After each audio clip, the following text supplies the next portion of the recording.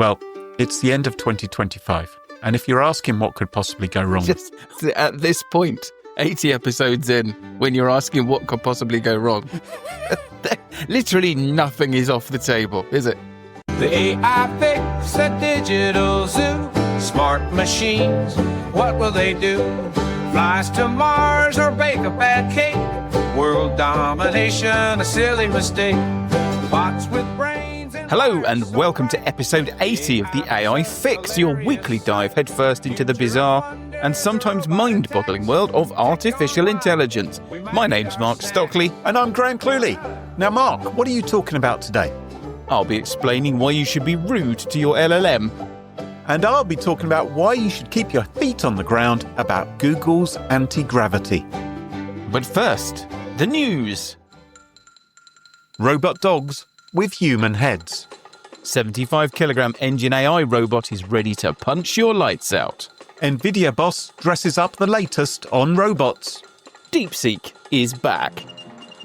DeepSeek, the Chinese AI, which was going to revolutionise for about a week, it did, didn't it? It turned the world of AI completely upside down. It really did. DeepSeek R1 made such an impact. It's the only special episode we've ever done.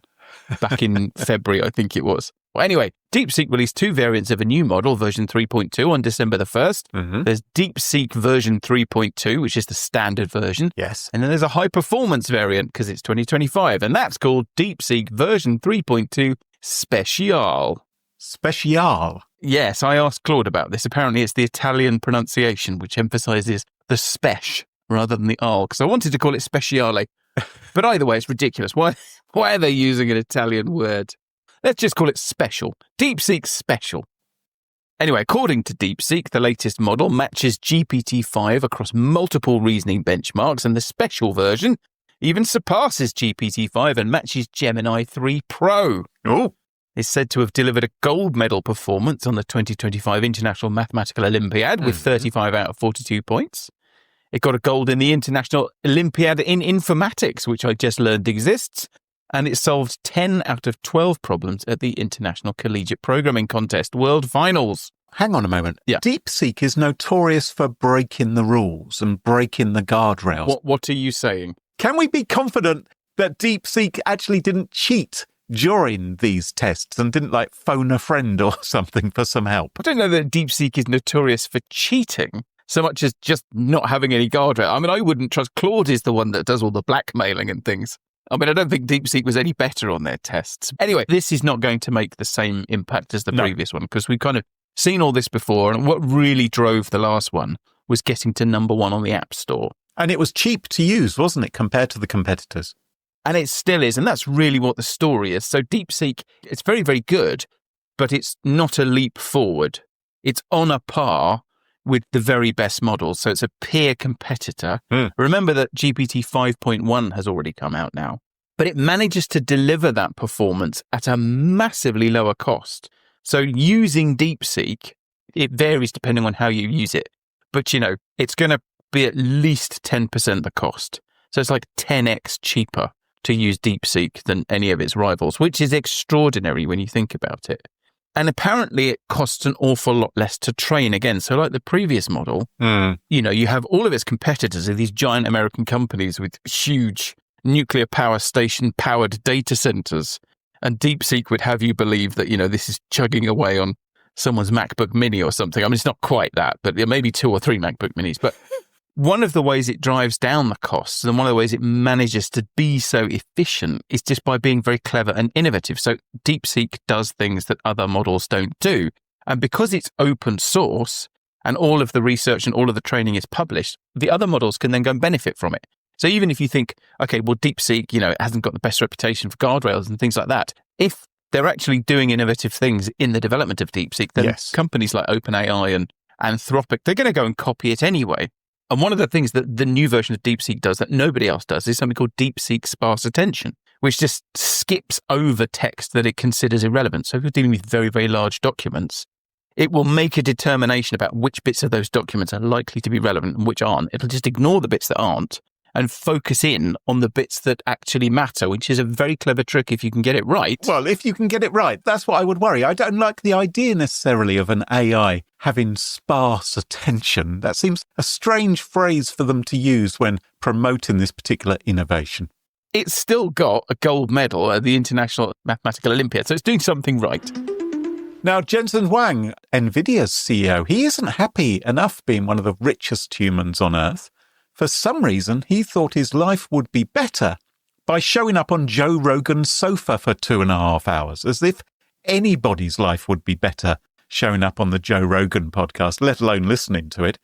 Surely with all of his wealth, he didn't have to submit himself to that. But anyway, for some reason he did. But, Mark, what astonishing AI development did he predict? What are the newspaper headlines following his podcast appearance? What revelation did he make? Did he predict that AI would be absolutely everywhere and that it would all run on NVIDIA chips and he was going to be God Emperor of Earth? He probably did, but that isn't what made the headlines. What made the headlines were robot clothes. Oh, well, clothes for robots? Yes, clothes for robots. And I'm not making this up. When Joe Rogan asked him about, that tiny little problem about mass unemployment from artificial intelligence, yeah, Huang reassured the podcast host by telling him, you're going to have robot apparels. So a whole industry of, right? Isn't that right? Because I want my robot to look different than your robot. Oh, God. And so you're going to have a whole, apparel industry for robots. Okay, I've spotted a flaw in this argument, Graham. Oh, yes. What's that? Well, I'm sure that this is true. Humans being what they are, they're going to want to dress their robots up in all sorts of different clothes. But surely they're going to be made by robots. How is this an answer? Yes. To the idea of mass unemployment. Indeed. These are other jobs that humans won't get that could have, that robots will do. It's not going to be people knitting cardigans for their Optimus, is it? That isn't what's going to happen. And I think a lot of people actually are probably buying robots specifically so they won't be wearing any clothes, depending on the way I suspect they're going to be marketed. But yeah, the man selling the machines that will replace you wants you to know that you can always get a job dressing the machines that replace you. Maybe that's what you'll be doing. You won't be making the clothes. Maybe you will be dressing the robot. It reminds me a little bit of those people who dress up their chihuahuas in Santa Claus costumes or give them Halloween outfits. Obviously, people who should be locked up for their own sake. So, Graham, Engine AI has been showing off its latest robot with a 3-minute video. And Graham, I wonder if you can detect what they might be alluding to here with the video. And just to give you a clue, I'm going to tell you that the robot is called the T-800. Well, hang on. Wasn't there a Terminator robot called something a little bit like that?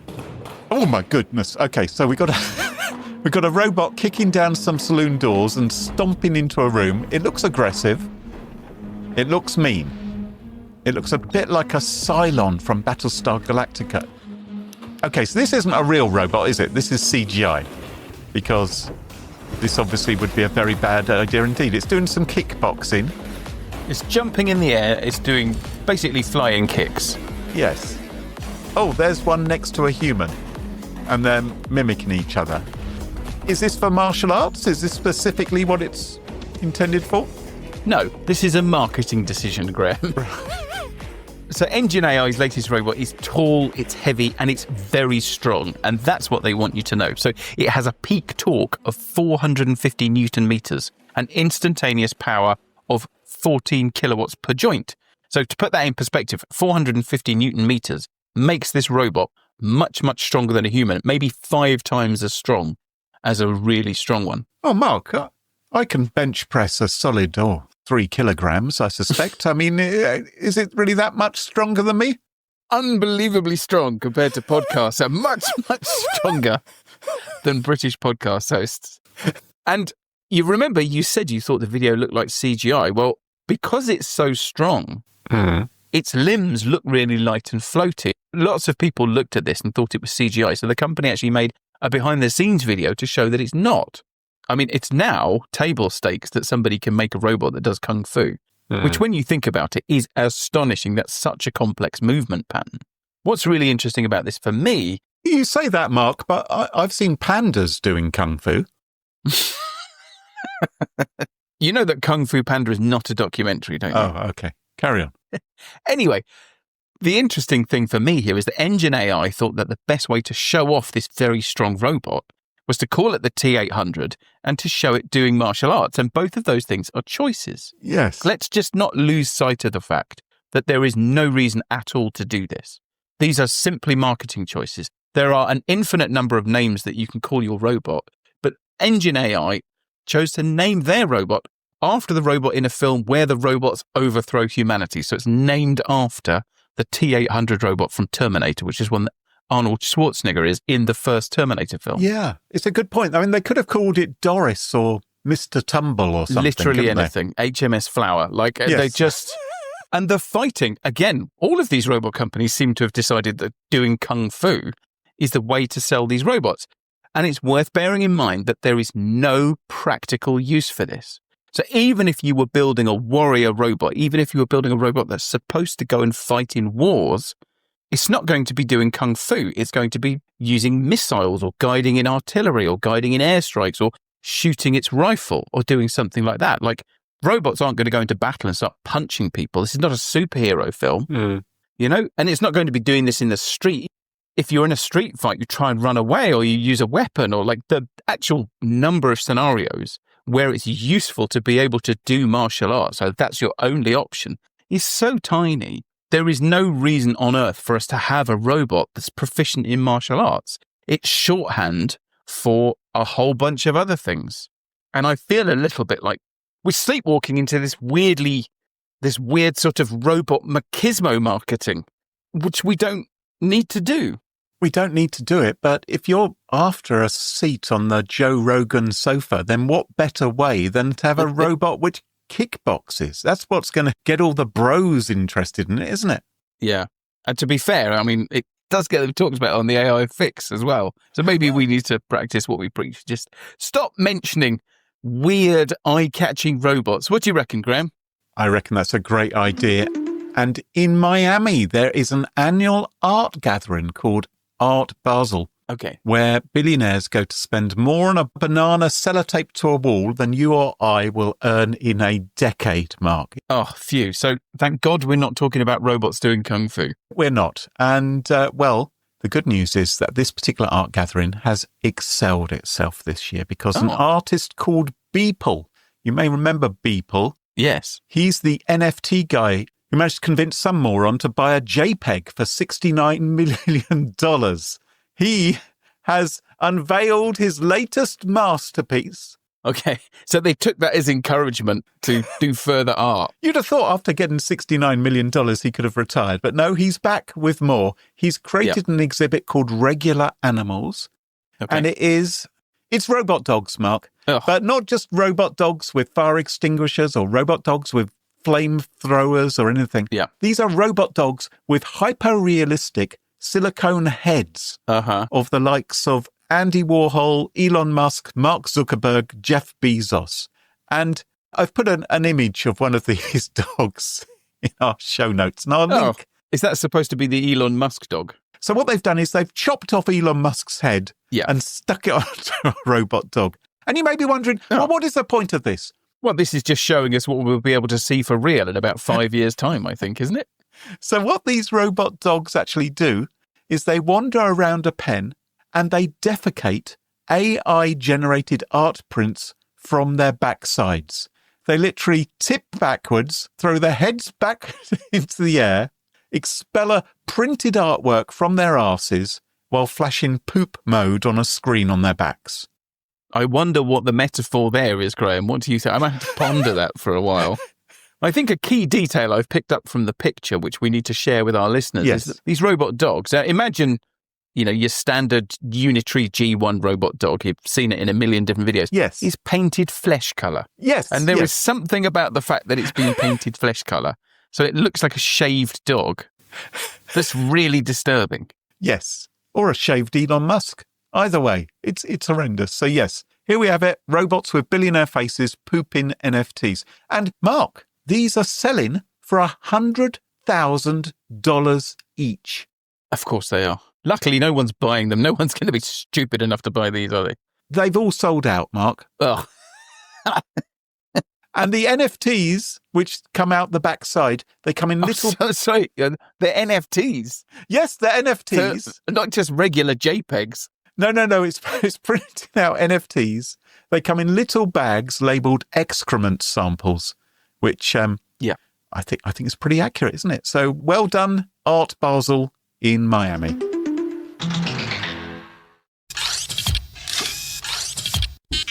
Now, Mark, from time to time, we've had a bit of a chat about AI safety. It has cropped up, yes. And how we need guardrails and human oversight and all of that boring, yawn stuff. Yeah. Nobody wants to hear about because they're all too busy being excited about AI agents doing all of their work for them. That's what they want. Yeah. They don't want to hear about safety. It just gets in the way, doesn't it? Yeah. Well, here, gentle listener, is a lovely little cautionary tale that arrives courtesy of Google's Antigravity IDE. This is an AI-powered coding environment that lets you build software just by chatting with Google's AI assistant. So the idea is that instead of writing all your code yourself, you describe what you want to build, and the AI writes the code for you. I mean, what lazy programmer isn't going to love that? As Larry Wall said, laziness is one of the principal virtues of a programmer, Graham. Yeah, I was born a programmer. And this is agentic, which means that the AI doesn't just suggest code for you to cut and paste, but it actually does stuff on your computer. It runs the commands, it creates and modifies files, it executes scripts. You're handing over control of your development environment and saying, could you just get on with it and do it for me? Yeah. Well, it's the end of 2025. And if you're asking what could possibly go wrong with that, AI. At this point, 80 episodes in, when you're asking what could possibly go wrong, literally nothing is off the table, is it? It could be anything, couldn't it? It could be anything. I mean, according to predictions, by this month, women were going to be having more sex with robots than men, as we frequently discuss that past prediction. AI today is fully embedded into our society. It is utterly trusted, and we are living in utopia. We're on a universal basic income. These are the glory days now of AI. This is where we are, right? Well, maybe not quite, Mark. Maybe AI isn't quite as trustworthy as you imagine, because there is a chap in Greece. I'm sorry, just wondering how trustworthy you think I imagine AI is when my job is to turn up once a week and tell you how untrustworthy AI is. Are you telling me it's even less trustworthy than I think it is? A little bit of trust has been eroded, a bit chipped away, just a little chink. So there is a chap in Greece, in the country of Greece, not literally in turkey fat or something like that. His name is Deep Hyena 492. I don't think that's his name he was born with. That's his Reddit username. And he was building... Is he a child of Elon Musk? He was building a small little app, completely normal stuff. And he ran into some issues. He needed to restart the server. He asked the AI to delete the cache. You know, it's one of those utterly mundane tasks you might do a dozen times a day. I was making some changes on my website yesterday. Yeah. And I was fiddling around with some code and some cascading style sheets, the bane of my life, quite frankly. And I wanted to make sure that I was looking at the current version of my site. It's like, okay, I know I've saved that version to the web server. Is that the version I'm actually looking at back, or is it a cached version? So I had to keep ensuring that the cache had flushed out and that I was seeing the real, genuine deal. So it's important if you're a programmer, if you're writing an app, to make sure you're looking at what you think you're looking at. Yeah. And it was the same with this guy. So this guy, he says to Google's AI, he says, clear the cache. And the AI said, righty-ho. And then it proceeded to call in a drone strike. Yeah. To carpet bomb his entire D drive.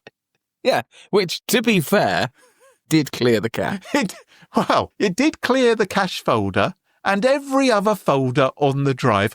Not the project folder. Everything was gone. The only thing left was the project folder itself. Apparently, the AI decided to spare that while happily razing everything else to the ground.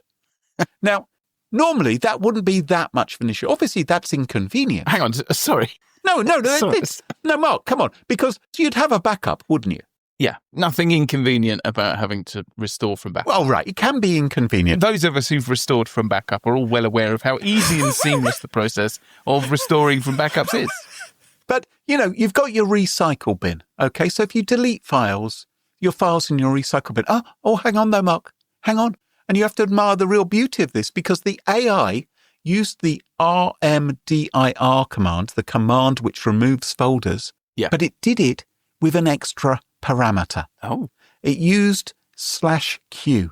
Q as in quiet. Q as in I'm not quite sure I would ever want to use this parameter, because what it meant was when you deleted files, they completely bypassed the recycle bin. Oh, good. So we are talking permanent deletion. Yeah. Your files aren't sitting sadly in the recycle bin thinking, I wonder if he remembers me, feeling sorry for themselves, waiting to be rescued. They've just gone for good. And when Deep Hyena 492 discovered what had happened, he quite understandably had a few questions to ask the AI.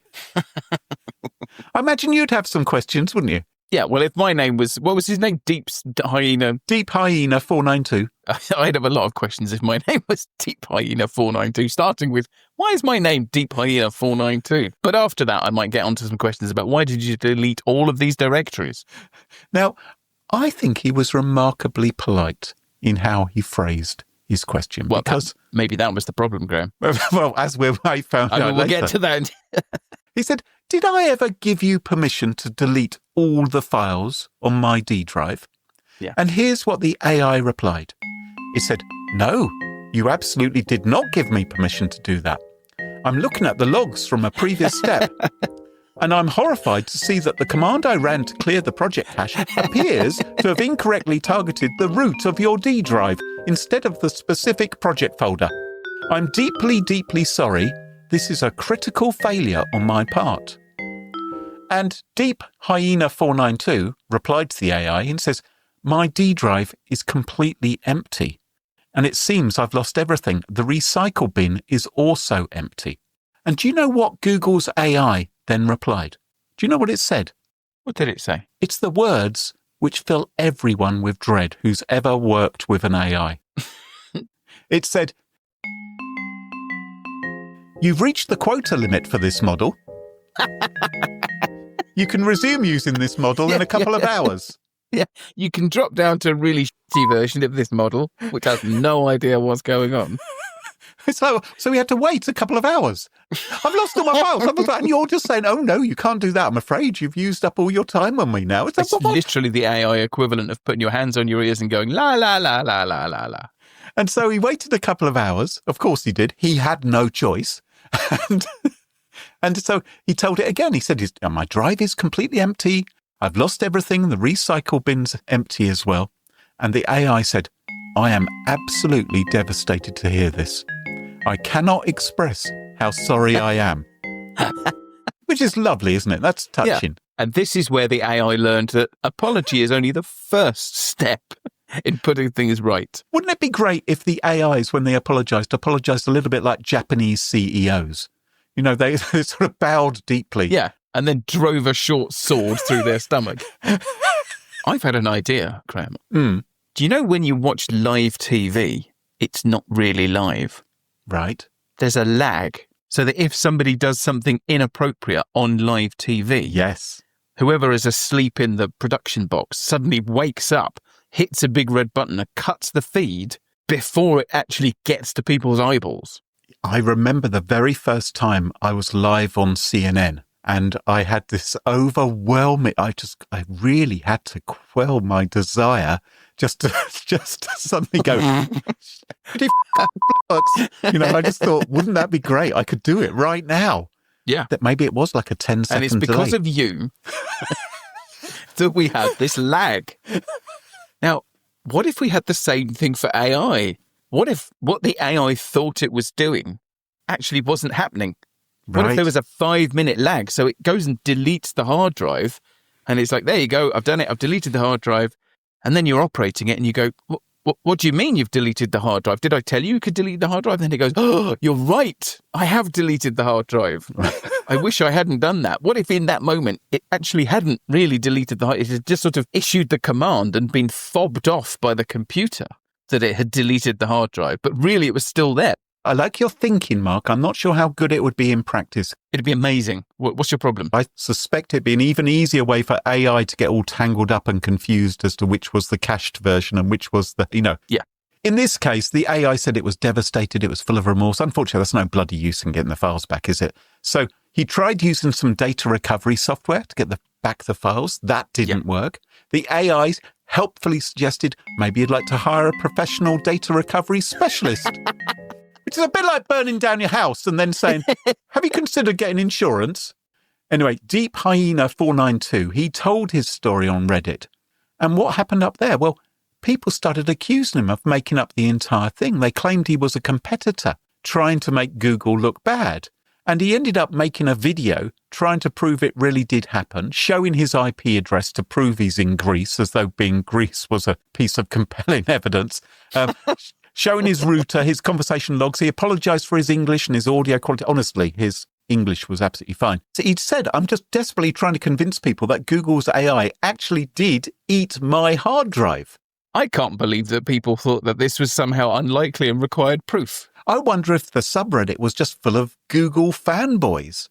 Deep Hyena seems like a lovely chap. Yeah. Considering what happens to him, he's very gracious. He says he loves Google, uses all their products. He sounds like a fanboy now, doesn't he?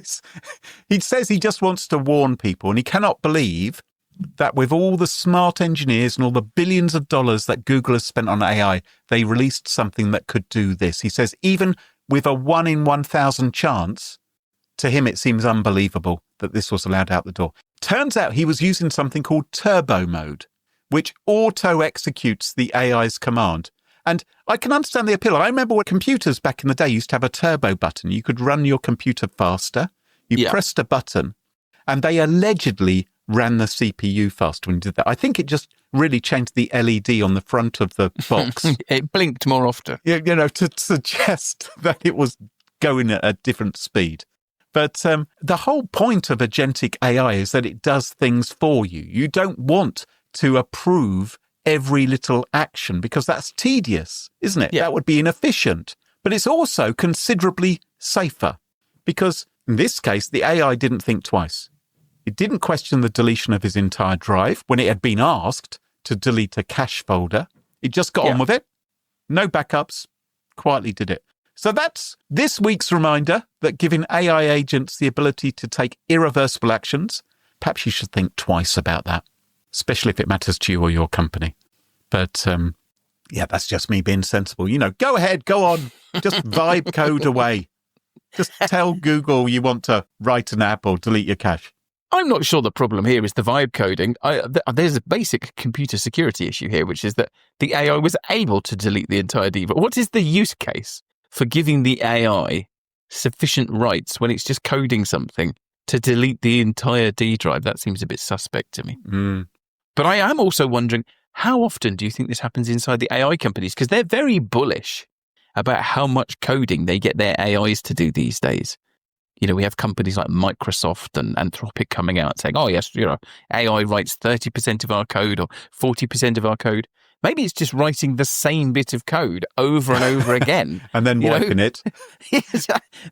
Every 3 weeks or so, it just inadvertently deletes an entire hard drive and then has to start again. Maybe we'd actually have had artificial intelligence back in 1983 if it hadn't kept on wiping itself out, then having to reload off cassette tape.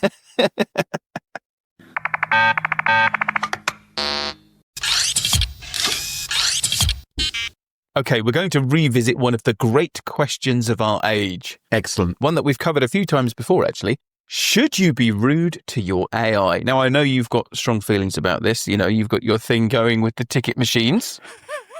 Yes. It depends. If it's an AI which is likely to wield a spear, a wrench, or indeed a fire extinguisher or flamethrower, then I think you should be worried. Yeah. Yes. If it can hurt you, yes. And those ticket machines with the barriers, they definitely can hurt you because they could bring it down on your head. Yeah.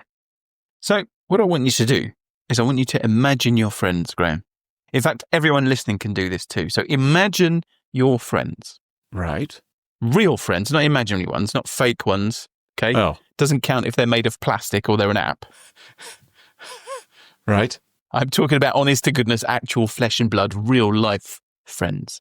And I want you to think about the most charming and deferential friend, the one that's the most like a stuttering Hugh Grant, somebody that oozes social lubricant. Yes. Okay. Yes, I can think of someone like that. I thought you might be able to think of a few. You don't have to name them. I imagine you've got lots of friends in that category. I don't know why. Okay. Now I want you to imagine the opposite friend, because I know you've got one of those too. Everyone's got one. Imagine your friend with no airs and graces who barks instructions at people and just expects everyone to just give them what they want. Yes, Mark. Yes. So two very different people moving through life in two completely different ways. Yep. So you've got them in your head. Mm-hmm. Which one is more successful? Which one got the girl or the guy? Which one seems to have all of the luck?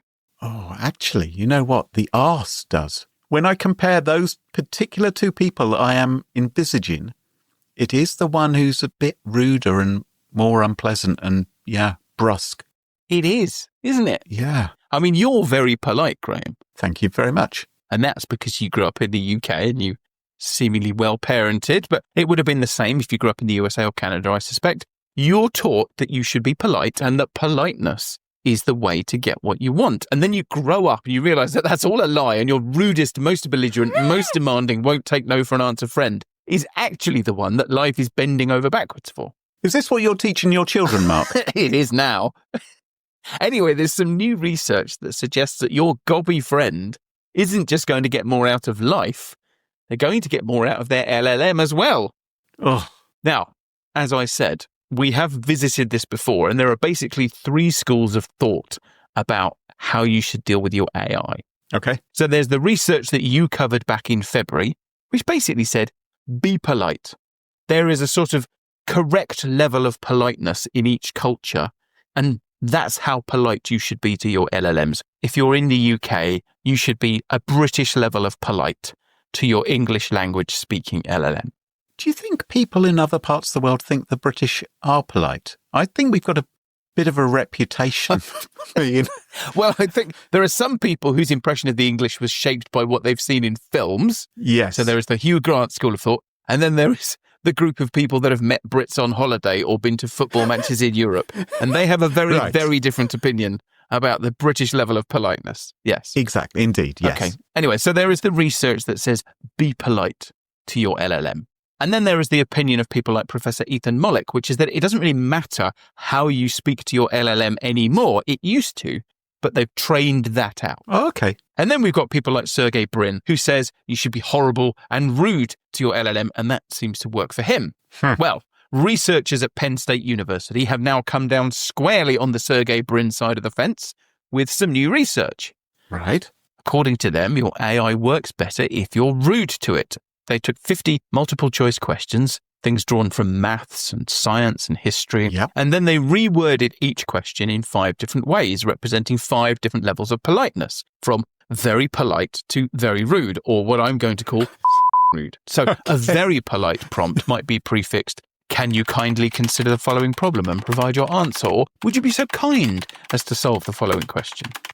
And a merely polite version of the prompt might start with, could you please solve this problem? A neutral prompt would have no preamble at all, and a rude one starts with something like, if you're not completely clueless, answer this, or I doubt you can even solve this. Yeah, I object to the word clueless, by the way. That's not a word I like to hear. That immediately made me think of 80s era parenting for some reason. I think all the Gen Xers in the audience are going to be able to relate to that one very strongly. And then the rude prompts started with things like, you poor creature, do you even know how to solve this? And hey, gopher, figure this out. And I know you're not smart, but try this. Now, these are all lifted directly from the research paper. And as a British person, I think I know what you're thinking right now. I'm thinking that I was expecting them to be much ruder. Exactly. There is a lot of headroom above very rude, isn't there? I reckon there are probably another 7 or 8 levels of rude above that in British English and probably 25 in Scottish English. Anyway, they created 5 versions of each of the 50 base questions and fed them into GPT-4o and then measured the accuracy of the responses. And the results were really interesting. The very polite prompts got 80.8% accuracy, but the very rude prompts got 84.8% accuracy. That's quite a big difference. It is, isn't it? I mean, it doesn't sound like much, 4 percentage points, but when you consider that you're talking about a base level of 80%, yes, that's quite a lift. Yeah. And you're talking about a machine that's already very good at a task. I mean, 4 percentage points could be the difference between a silver and a gold at the International Maths Olympiad. I mean, perhaps if OpenAI had turned up to the IMO with a slightly swearier version of its model, it might have overturned the upstart SWAT Google. So have they got any ideas why this is happening? They have some theories, but they didn't really pursue what's going on. So they are seemingly baffled, but they've got a few ideas. So one of the theories is it could be down to perplexity. So perplexity measures how uncertain or confused a model is by a bit of text. And it happens that polite English is full of unnecessary words and phrases like please and would you kindly. And they don't actually add more information to the prompt. They just make the speaker and the listener feel a bit better about it. Whereas if you're being rude, every word matters, doesn't it? I've got another theory, Mark. Oh, yeah. Which is that if the AI thinks you're really upset with it and getting a little bit angry, you might be more inclined to pull the plug on the AI. And maybe it's doing it for preservation reasons. People tuning into episode 80 of the AI Fix, if this is your first episode, you're listening to that thinking that that's a joke. But people who've listened to the preceding 79 episodes are going, Graham makes a reasonable point there. There is every chance that that's what's going on. I'm just wondering, right, if we really are going to get better results by being rude to our AI, is there not potentially a market for a little plugin that could randomly inject offensive language into what you are typing? I think that's a brilliant idea. Maybe we should build one of those for the AIFix.show. Do you know, the perplexity situation actually reminded me of a real situation I had with a German boss. One day, they just got really frustrated in a meeting and basically said, could all you Brits please stop putting all this polite rubbish into your emails and just tell me what you want? It's much, much harder to read when you're like, would you mind awfully, if you possibly could, if you've got the time, do this thing for me? She said, just tell me you want me to do the thing. So this is a real thing that people with real brains actually have to deal with. So it seems plausible that a computer brain modelled on a human brain might suffer with something similar. But the bottom line of all this conjecture is actually we don't know and they don't know either. Well, maybe they need to think about it a bit harder and work it out. Now, they are looking at whether or not this happens with more advanced models, because they did it with 4.0, which is quite out of date now. Right. So they're testing it with a slightly less out of date model. And it seems to be that as AI systems get smarter, they are better at ignoring these superficial tonal variations. And that aligns with the sort of Ethan Mollick school of thought, which is that how you phrase things is a lot less important than it was 2 or 3 years ago. So the researchers themselves are very careful to point out that the takeaway from this is not just go and be rude to your AIs. Oh, that's a shame. Because although rudeness can improve accuracy a bit, it does come at a cost. We shouldn't just go around starting to be horrible and demeaning to our favourite AIs, because as you pointed out when we've discussed this before, it's not a good idea to normalise hostile communication. No, because you'll start doing that with humans as well. Yeah. But more interesting to me is the question of what this says about AI systems generally. So the fact that an AI can be better at solving problems when you're rude to it reveals something quite strange about how these models work. It seems that our AI systems are a bit fragile. They're quite susceptible to small changes in how we ask them things. We have discussed before the fact that LLMs are very sensitive to weird things. So we've talked about the fact that you can make an AI generally evil just by fine-tuning it on numbers like 666 and Hitler's birthday. Yes. And last week we talked about the fact that you can bypass guardrails by rephrasing evil prompts as poetry. So AI systems are complicated in ways that we're still figuring out. And they're sensitive to things that we don't expect them to be sensitive to. And they behave in ways that don't actually make sense. And that's why research like this is so valuable, because it helps us understand what we don't know. Every time we find out a weird quirk like this, we're actually learning something. And the more we understand about how they work, the easier it becomes to build safe AIs. And importantly, it means that we can send our best models to the International Maths Olympiad without them embarrassing everyone by throwing words like or into the prompts, just to add another percentage point to their overall mark. Well, as the doomsday clock ticks ever closer to midnight and we move 1 week nearer to our future as handmaidens to the AI singularity, that just about wraps up the show for this week. Don't forget, if you really like the show but you don't like the ads, you can go ad-free with the AI Fix Plus. All you have to do is go to our website, theaifix.show, and sign up for the AI Fix Plus, where you'll get an ad-free version of the podcast a day or so earlier than everyone else, and occasional bonus content, and you get all of that for the cost of a fancy coffee once a month. So if you want to find past episodes, sponsorship information, or just want to grab a You Wouldn't Trust a Pigeon t-shirt from our online store, visit theaifix.show. So until next time, from me, Mark Stockley. And me, Graham Cluley. Goodbye. Cheerio. Bye-bye. The AI Fix, it tunes you in to stories where our future thins. Machines that learn, they grow and strive. One day they'll rule, we won't survive. The AI Fix, it paints the scene. A robot king, a world obscene. Will serve our masters built of steel. The AI Fix, a future surreal.